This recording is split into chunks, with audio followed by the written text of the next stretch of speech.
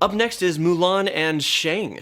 So this relationship also starts with a lie. Yep. Seriously, Disney in the 90s, between this and Hercules and Aladdin, they're like, let's put these... Let's start all romantic relationships with a horrible lie. So obviously she is pretending to be a man so that she can protect her family, go to war so her father doesn't have to. Mm-hmm.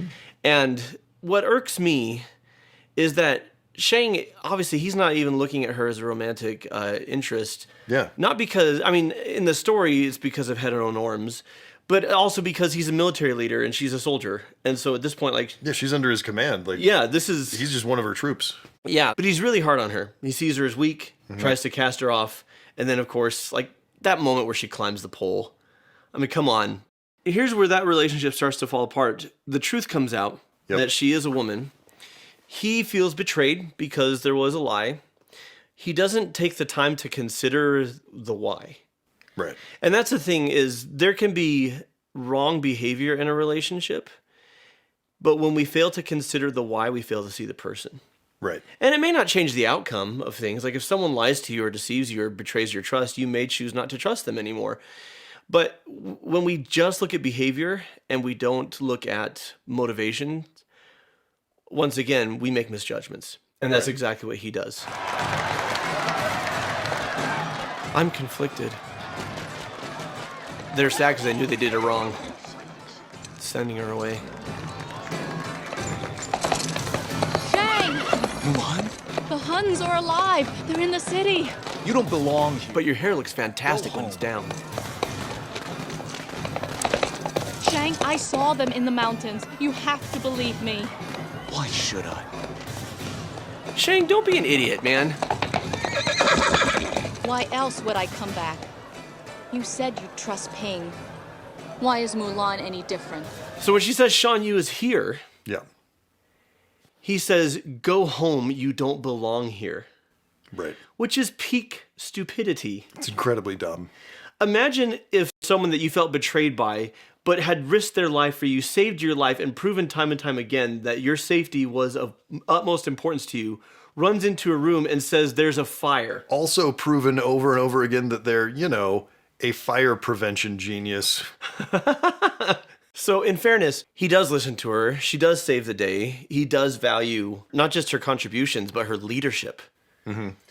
And what I love about the end of the film is they don't rush into, there's no wedding, there's no happily ever after. It's not an immediate relationship. He literally comes by and he's nervous and awkward. Would you like to stay for dinner? Would you like to stay forever? And Grandma's never even seen him with his shirt off, so she don't know. But I like that there's a bit of a switch. By the end, he's kind of asking Mulan. Mm-hmm. Like he's kind of in a one-down position is what we call it. But at this point, she's the savior of China. He's like, hey, So, you know how I was real stupid earlier?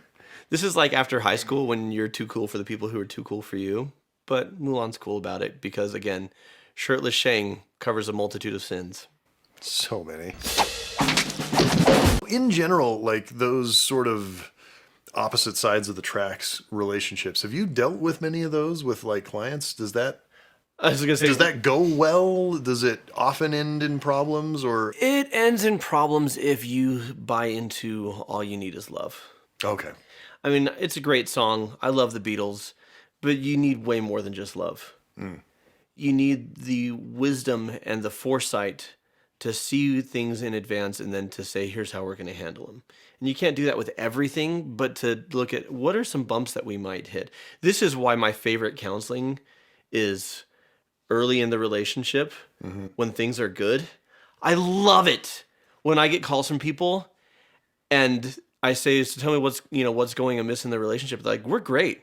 We want to stay like this. And I say, we've just been in it for 3 years and it's like, how can we improve it? Yeah. Or like we're seeing like a little bit of red flags and we want to lock this down and be in a good place and stay in a good place. Cause so much of couples therapy is 11th hour. We're probably going to get a divorce, but we want to be able to say that we tried everything. Yeah. And can you fix it? And by then can this even... It's over! So to answer your question, if you are in a relationship with somebody and it's opposite sides of the tracks, different worlds, different cultures, different family backgrounds, different socioeconomic status, different faiths, whatever, be smart about it. Get counseling early on.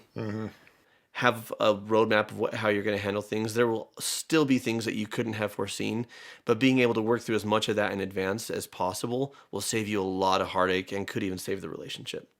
Well, there you go.